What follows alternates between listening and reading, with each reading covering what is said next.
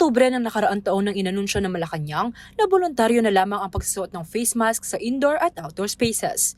Ito'y bilang pagluluwag ng COVID-19 restrictions at pagdami ng bilang ng mga nababakunahan. As of March 8, 2023, umabot na sa humigit kumulang 74 million ang bilang ng mga nakatanggap ng first vaccine dose.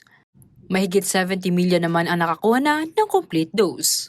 Ngunit sa bilang na ito, 21 million pa lamang ang nakatatanggap ng booster shot. Sa tala ng DOH nitong March 9, mahigit 7,000 ang aktibong kaso ng COVID-19 sa bansa. 913 sa mga ito ang mula sa Central Luzon.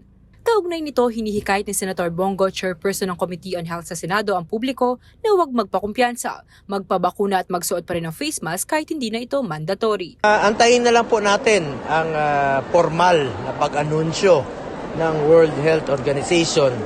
At as Committee Chair on Health po sa Senado, habang naririnig pa natin na may nagkakasakit ng COVID, ay huwag tayo maging kumpiyansa.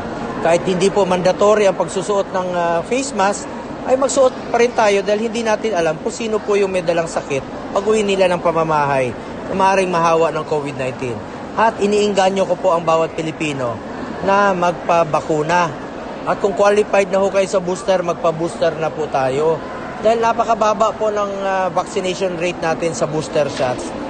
Mandiyan naman po ang bakuna, kaysa naman po masayang, magpapakuna na po tayo at mas protektado tayo pag tayo po ay bakunado. Bakuna po ang tanging susi o solusyon para unti-unti na tayo makabalik sa ating normal na pamumuhay. Ako si Liana Canilao, taga rito, kasama niyo para sa CLTV 36 News, atin to.